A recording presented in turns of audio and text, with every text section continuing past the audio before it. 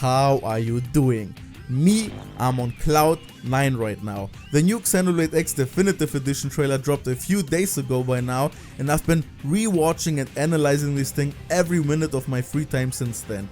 My excitement level is on unprecedented heights. When I'm done with this video, you will understand just how much of the scrapped content that was in the big Art of Mira artbook for X is actually returning. Stuff that had to be cut back when it was released on the Wii U, that is so important that it could change the game completely. We are talking about Ghost, Clurians, Ouroboros like Ares, a lone hero that might not be human, and so much more. I am now more convinced than ever that this is what the game was going to be originally. We are finally getting a complete experience, and we are going past the original ending to finally find answers we've been waiting for 10 years. But I don't want this to just be a normal analysis. By the time this comes out, Luxem probably uploaded his 4-hour analysis, and you have probably seen a ton of other analysis on the trailer as well. I don't want to repeat that all. So what I'm going to do is split this up into 2 parts. First, we are definitely going to talk about all the new improvements and changes that you might have missed. I have even gone as far as finding the location of the new footage and comparing it with surprising results. But the second part is when we are finally going to uncover all the mysteries that the artbook already has answers for, and make theories that could change your outlook forever. I hope I sold you on the premise, so before we jump in, just a quick reminder that I would super appreciate it if you would leave a like, comment, and hopefully subscribe to the channel so I can upload Xenoblade content in the future as well. Thank you. Okay, it will be hard not to forget anything here, but there is literally a ton of new quality of life improvements and stuff we were wishing for. Obvious stuff everyone has been telling you out of the way first. Text is bigger. Woo! I know you have probably heard that way too much at this point, but it really was difficult to read the text in the game. Anyways, look at this beautiful mission objective tab. They adopted the new improved system of Xenoblade 1 Definitive Edition and Xenoblade 3 and made the quests way more detailed. This tab now contains missions, map objectives, something, and squad missions that can be closed at any time for a much cleaner screen. And much more importantly, quest markers are massively improved. They now also show up for collectibles. For people who played the game, this is a godsend. I still hope the bloody lobsters are not marked on the map though. Part of the fun of the side quest is the pain of finding them. I need you to go through the same hell we all did. On the other hand, the follow ball got an important upgrade. It now leaves a track behind it, making it even more clear where to go. Next up, the battle palette had an overhaul as well, and it looks way better and more readable.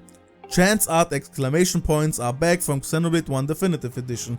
They indicate if the art's bonus damage is applicable, like when you are on the correct side of the enemy, or if a debuff would be most effective now.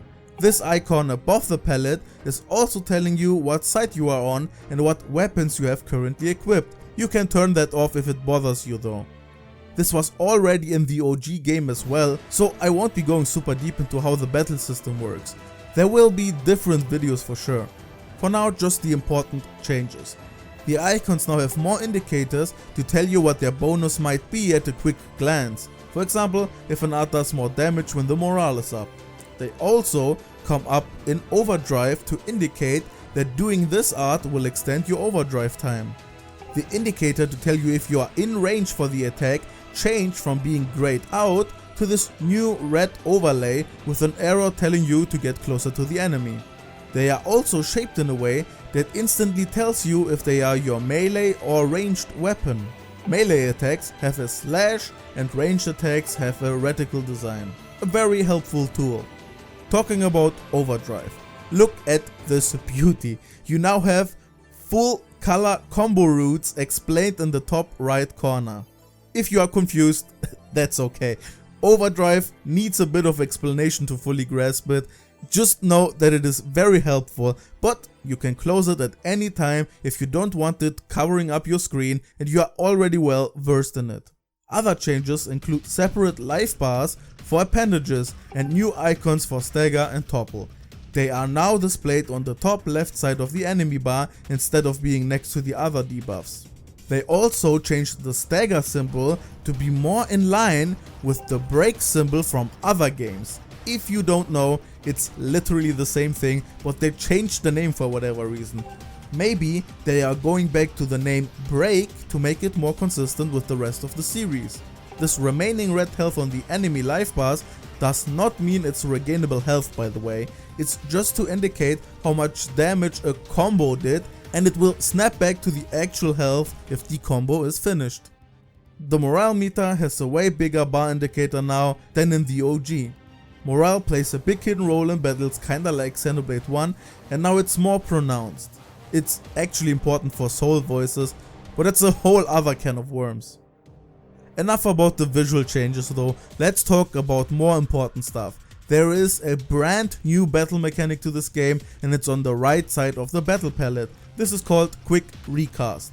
While we don't know exactly how you gain points for it, we know its actual use. You can sacrifice part of the Quick Recast bar to skip cooldowns completely and still activate an art.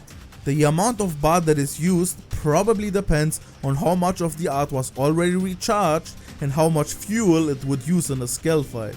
This can come in very handy if you need an art for a soul voice for a last minute heal. But I can already see that it's gonna be broken in endgame builds, and exploiting it is going to unfold the battle system to new heights. But there are actually multiple scenes in the trailers and other material that has this quick recast bar missing completely.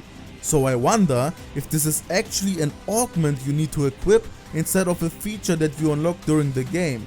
It would make sense because it seems to have upgrades, and one of the pre-order bonuses does include new augments that would give you an advantage early on.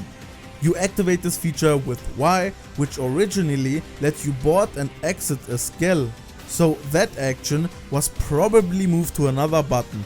My guess would be ZL, because that button is only used to descend in a scale, and pressing it again would be an easy way to leave the scale. More quality of life. You can now actually pick up items during battle. This was not possible in the OG. You know what also was not possible in the OG? To avoid interrupting the overworld music when you get the flight module for your skill. After obtaining it, the jump button would automatically lead you into flight mode and override the song with "Don't worry." I hated this.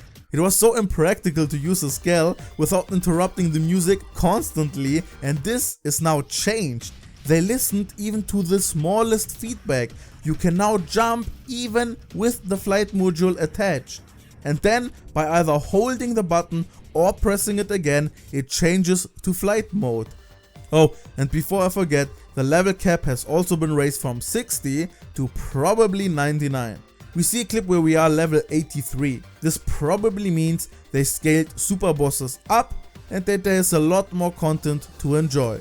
Listen, we are eating good. Next up, here is a look at the new character creator. They changed the UI a lot.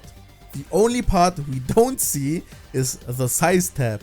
And the reason might be that it is the tab that had the breast slider in the Japanese version of the game. They removed this feature in the West for literally no reason, and this game is said to be based on the Western release of the game. This does not automatically mean that the slider is gone for good though. The slider was already in the code even in the Western release. They just removed the UI option for it, and now the whole UI changed again.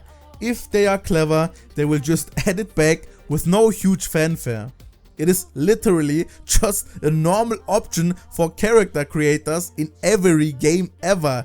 When games nowadays can include cock and ball sliders, then it is baffling how female players can't even make their avatars look like themselves. Switching topics, we got new hairstyles. Look at that, we now have an option for Mithra's and even Enia's hairstyle. And this is not everything. In the OG, you can select between different base models like young boy A, B, man and old man, and these would all have different eyes and hairstyles. So even though the male character does not appear to have newer hairstyles here, it is not impossible that they added new stuff for that as well. I want to see Rex's hairstyle. Speaking of Mia, they not only added her hairstyle, you can now even choose her face marks as an option. The OG had high anti-air wings as an accessory, so if they add Gormotti ears in Definitive Edition, you can literally recreate Mia. I will probably do that, thanks. But talking about makeup, they added a lot more new stuff and references now in Definitive Edition. The X looks way more like the Xenogears X now. They added face ether lines that look a lot like Izzard's. We have a new Monado tattoo and even Cosmos lights for the forehead. I wonder how many more accessories and outfits they will add as references. There is so much cool stuff that they can put in the game now, so I'm looking forward to every new equipment. We already saw brand new equipment on the website, and I don't think it will be the last. Could the amiibo even unlock more features? Maybe a siren skull, or imagine a metal face skull? Maybe just wishful thinking, but there is hopium. Okay, before we jump into part 2 and analyze everything new and spoilery, let's address a few more important things. We see 2 new characters in this trailer before we get to the story section that extends beyond the original main story. I'm 100% convinced that these are completely new missions that can be played before you beat the game. We don't know if they are added to the main story chapters or affinity missions, but my guess is that it is optional content. HB, Alexa, Yelf and Bose were not in the base game in Japan and were added as DLC later on. We got the complete version when it was released in the West, and even now these will not be DLC, but function the same way. They will open up sometime after some story progress and allow us to complete new missions. Just because they are optional does not mean they are not important. This game's story has to be viewed as a whole with all missions included. People who only play the main story miss out on 70% of the actual story and content of the game. Even the initial DLC character Yelf has one of the biggest plot twists in his affinity mission that changes the game from the ground up. And these new characters are even more important than that. These were cut during the OG release, and if the artbook is anything to go by, they will add so much more story than you expect. We will talk more about them in the next section. For now, we also need to talk about a potentially huge discovery me and a few friends of mine made. In this new cutscene that most definitely plays after the original ending of the game, we can see the main party confronted by an unknown character, and they are in Noctilum. We have tracked down the exact location where this cutscene takes place and matched it perfectly. Thing is, something is not right. There is land where it should not be. The whole section was standable but flooded in the OG game, and I'm pretty sure they did not terraform anywhere else in the game, so why is there ground here now? Is this trailer magic, or does an event in the game change part of the overworld slightly? We already see parts of the overworld changing in the Wii U release, for example in Silverlum, so I wouldn't be surprised. Just something to keep in mind. I lied, one more last thing. The new music. I thought it was Savano, but after listening to it repeatedly, it does not sound like Savano at all.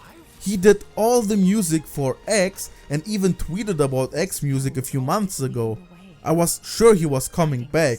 I don't think he would refuse to write more songs for the game, so maybe it's a collab this time around with Ace Plus, but we will have to wait and see. Let's get into spoiler territory. Finally, this is the juicy stuff right here. So, before we talk about the post-game stuff, let's address one of the new members that we will probably get to play as. This is Neil Nail. Her name is officially confirmed in a Japanese blog post. While the translation may seem funky here, we know what the actual translation is going to be because these two mechs we see in the trailer share the same name as her, Neilnail Albus and Neilnail Fervus. These mechanoids were already present in the Wii U game. We could fight them in the squad mission The Unknown Threat and at level 50 in the time attack mission Twin Dolls of Mystery. There is a good chance you fought them because one of their drops was necessary for building an Ares scale. The only thing we knew back then is that they had strange time manipulation powers. Their designs are also crazy. They have a mask coming out of their chest that reminds me of Alpha's final form a bit, and multiple hands are grabbing what appears to be planet-like structures. The artbook gives us another look at them. They are confirmed to be Chlorian design and seem to have something called a logic drive, which is like the same propulsion system as in Xenosaga, and butterfly wings. Okay, I guess. We will definitely find out more when the game releases, but they are connected to this other character we talked about. She was also seen in the artbook. As I said before, she shares a name with the unknown mechanoids, but her name is probably split apart like Neil Nail. The artbook only clarifies that she is indeed Chlorian, just like Celica, as we already assumed. But why does she share the same name as these enemies? It is obvious thanks to the artbook that the Chlorians had a way more important role in the original vision of X, and we only got a faint story with Celica, who didn't even have a second affinity mission. And now we are getting deep lore, baby. And as we will see later, I think Chlorians play an even more important role. Let's jump around to it because it fits so well. Let's talk about this mysterious new area that we saw at the end of the trailer. Many speculations are going around where this could be and what exactly this strange location is. First of all, we see the man ship on the right side of this clip, so this is probably how we got here in the first place. But I think the artbook can once again help us solve this mystery. This structure from the trailer looks awfully similar to the Rose Garden and especially Chlorian architecture. To be more precise, we are talking about a Chlorian spaceship. The description of the Rose Garden reads, an artificial object residing within the planet's satellite orbit. It's definitely an alien structure, but it seems to be different from that of the Ganglion. And right underneath this page, it talks about a Chlorian spaceship elevator and bridge that all look so similar to the structures in the new area. But this area seems to be broken apart, and that's because it probably crashed onto Mira just like the white whale, but not as softly. And talking about the white whale, did you notice this energy barrier around the whole area? Doesn't this look awfully familiar, like the Treon barrier around NLA when they are still in space? The same Treon barrier they used to protect the Lifehold with? You can see that it has the same effect when shattering. This whole area is set up like New LA was for space travel. And do I remind you that Laksa confirmed in the game that this Treon barrier technology is not known outside of the Clue system. We don't know how Elma got to that technology. Maybe she is from the Clue system of planets, but Chlorians are most definitely from the Clue system. It all comes together, folks. This area does not come out of nowhere. They are reintroducing so many parts of the artbook, and this looks so similar and fits perfectly with the expanded Clue lore we will get. Let's see what answers await us. On the other note, the Treon barrier seems to project a fake sky even in space for NLA, so it is possible that this area is not on the surface, but as many have speculated, underneath Oblivious Canyon or somewhere else, and with the cloaking device no one could actually find it. How did we find it? Well, Elma says this. This girl was always leading the way, guiding us where we are needed. So, What scale is she talking about? It would be safe to assume the new scale we see in prior scenes, but this scale is actually a tandem scale that Elma and the hero piloted together. But we see that he probably meets the party before this part in Noctilum, so why would Elma imply that the Skell was leading the way? Could it be that the Skell has a will of its own, or that it is piloted by someone else even though it actually needs two pilots, maybe Lau and the hero? Let's get into this part. Man, I love speculating. Let's actually start this part from the beginning again. The hooded figure that was long dubbed as the Black Knight with a 99% probability turns out to be Elma's lost friend, the lone hero. It seems the Black Knight stuff was slightly rewritten for Definitive Edition. We already saw in the first trailer that this guy does not wear the Black Knight armor anymore, and we will later see that the Black Knight Skell also belongs to someone else now. But new dialogue, and for the obvious fact that this is a character we never saw but everyone else knows, I am sure this is Elma's lost partner. He and Elma were piloting a super powerful and unique scale that is dubbed in the artbook as the original Ares. The proc Ares we have to use in the Wii U game are just recreations based on this one. This very unique scale that looks awfully like an Ouroboros can only be piloted by two characters, and the artbook implies that it was piloted by none other than the hero and Elma. They had to protect Earth from the ghost attack, and in this process the hero ejected Elma out of the scale and sacrificed himself in order to protect the ship. Elma thinks he's dead and that they lost the Ares in the fight. But he's back now. After the original game's credits, when Lau reappears on the beach, the hero now greets him. The new line says, "People still need me, humanity still needs me." So he's not an evil guy and they will probably team up to help us. The real question is how the hero and Lau even survived in the first place, or if this really is some type of origin simulation that just respawns everyone. I talked about these theories in other videos that I will direct you to, but Takahashi is playing some games with us. I know a lot of people are still hesitant to call any reference to Origin and Ionios a true connection. These are concepts that were all made before Xenoblade 3, the Ouroboros scale design, the ghosts that look awfully similar to Origin scraps, etc. But look, this is the Wii U cutscene of the same protagonist Ares that defended NLA back then. And even if it definitely looks very similar to the design now, you can clearly tell that the Ouroboros cores did not look like that in the OG. They made an effort to update the design to make it look extra similar to Ouroboros. This is definitely not a coincidence. The whole premise of Mira, the rebirth, the tandem scale, and the ghost. Oh yeah, the ghost. We will finally get some answers about the ghost. They are literally the ones that followed us all the way from Earth to Mira to strike us down. We thought the Ganglion were afraid of us and wanted to kill us, but what is the deal with the ghost? The similarities to Mobius are really strong.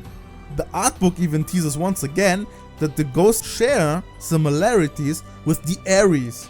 Quote, "Redacteds burn and flicker on its back, similar to the redacteds on the back of the base form Ares. Occasionally there's crackling plasmatic discharge." So, I'm curious to see where Takahashi takes this. I can't wait. But we are not done. Let's go back to analyzing this lone hero. We get a better look at him. And I don't think I was the only one who thought that he looked a lot like Lance, right? I know the sunrise is very blinding and we really don't get to see much of this character, but Lau's skin color is still super recognizable and the hero looks super pale, almost grayish.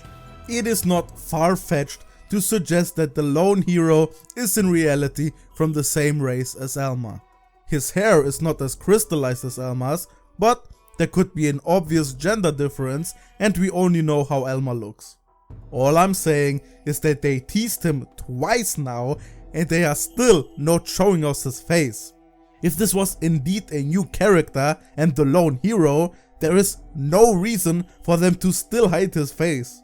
There are signs all over the place. If we once again look at the art book, the lone hero has an entry that shows a very human-like appearance, but on the same page, on the bottom, there are very alien-looking designs, similar to Elma's designs. The hero also used the mim disguise for most of his time for sure. There are a few contradictions here and there. First of all, Elma said that she came to Earth alone. Honestly, I don't even count that as a contradiction. She has been lying to us from the beginning and he could just have arrived later. Doesn't even have to be a lie. Secondly, he is implied to be from Japan. His mim could have been designed to be Japanese and he could have just lived there. The direct quotes are that he loved the sakura trees because they were from the country he loved so much. It literally does not mean he can't be an alien like Elma. I know a few of the new voice lines recognize him and say, "You are still alive?" This could also just be after he introduces himself with his name. I think the point stands. It would explain his strange skin color in this shot, it would explain the deep connection to Elma, and it would also make way more sense why these two specifically get to use the tandem Ares scale. Let's leave it at that. You might have noticed that I didn't talk about one particular new character that we saw in the trailer. I wanted to save that part for last. This new character is flying a brand new scale named Xenobois. It's Norse mythology, but more interestingly, the Japanese name of the scale is the same as the one used for Garfond. A clever reference that was completely lost in translation. We already knew of this scale. It was already depicted, say it with me, in the Art of Mira art book. As I said, this art book has everything, man. It had a ton of scrapped content that couldn't make it into the OG game, but it's gonna be relevant now. This is literally a dream come true for so many X fans. A translation of the book was made by Xenomira and it is linked in the description. Definitely check it out if you're interested to see all the cool stuff, because let me tell you, Takahashi and team are cooking. Back to the topic. Xenobois was originally designed to be the Black Knight's skull. It is said to have a far more advanced technology than Earth's, but is still categorized as a skull. Its right arm and katana are Rothian. You know, the cat people of this game. There is a lot going on here. We have to assume that the Black Knight stuff was rewritten for the Definitive Edition because it is piloted by an unknown girl now, and the Black Knight premise turned out to be the lone hero. There is the slight possibility that this was the Black Knight's skull at the beginning, but it was passed down to her, or that she might even be related to the Black Knight, but the Black Knight stuff is a bit complicated right now because that turned out to be rewritten. The Rothian arm and katana are still unchanged in Definitive Edition, but the character is most definitely not Rothian. So any theory that I can muster right now is that the skull originally was damaged and this girl fixed it with Rothian technology. But who in the world could this girl be? On a closer inspection, she wears a blade uniform, so she has to belong to Earth. We have two artbook candidates for this girl. For one, there's the president's daughter, Emily. And they mean the president of the United States in 2054, by the way. The only thing we know of her is the unused art and that she maybe has connections with Director General Maurice. Now, it would make sense for the president's daughter to have some special access to a crazy and unique scale, but I think we actually have a better fitting candidate in this art book. This unused character is called Reina Sakuraba, and her description reads: rough draft art of a beautiful woman that gives off the vibe of a heroine. It's easy to assume that she's somehow related to Sakuraba Industries because of her family name, but not only does the text imply that she has the vibes of a heroine, so she is definitely a fighter and not some rich high-standing official, but she also has a connection to Sakuraba Industries. the same manufacturer that is responsible for most of the scale production. She would definitely have some more advanced and custom made scale. But remember the blade logo? It is actually different from what we've seen from the White Whale's crew. This might be too early to call, but stay with me here. You are going to see a ton of artbook stuff recycled back for Definitive Edition. There's actually scrap stuff for another human colony on Mira, namely New Tokyo. And this city includes the Sakuraba residence. Not only would this explain how there is suddenly a character running around on Mira with a brand new scale that we have never seen before, it also explains the different blade logo on her chest, and it perfectly connects all the dots with Sakuraba Industries and Reina Sakuraba from the artbook. We also know how they would have come to Mira. The artbook includes pictures of a ship called the Dreadnought. It all comes together, baby. Now, I know what you are thinking. You want to tell me that there's an entire other city that they haven't shown yet? We already saw a new continent and it didn't look like it would have New Tokyo. Wouldn't they be waiting for Xenoblade X 2? Then, why is the tab on the new story on the website not available yet and says that it will be coming soon? Haven't we already seen the premise? I'm telling you, they are still hiding stuff from us. Xenoblade X is a massive game. I don't think a second entry is coming anytime soon. They have to cut loose ends here and now, and they have already proven that they are going all out on bringing the original vision of X finally back. More areas also means that the level cap raise from 60 to 99 makes more sense. This could also explain where the lone hero suddenly came from, and his connections to Japan makes sense if he just stayed there afterwards.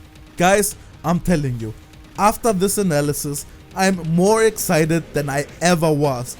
I won't be disappointed if New Tokyo will be just alluded to and we never actually get to visit it. But imagine if we can. This game came out so undercooked, and it was still in my top 3 of video games from the world alone. If we now finally get answers to so many open questions, expand the story even a little from the things we already saw, get new gear and references, and also somehow get a connection to the rest of the series, I don't know what to do. It's peak. Tell me how crazy I am. But also, come back to this after the game is out and tell me how much I cooked. I just know one thing. March 20th can't come soon enough. Wait, don't go yet. You know what to do. Leave a sub for more Xeno content. I won't appear on your recommendations forever. And if you like this video, also leave a like. Do it for Nia.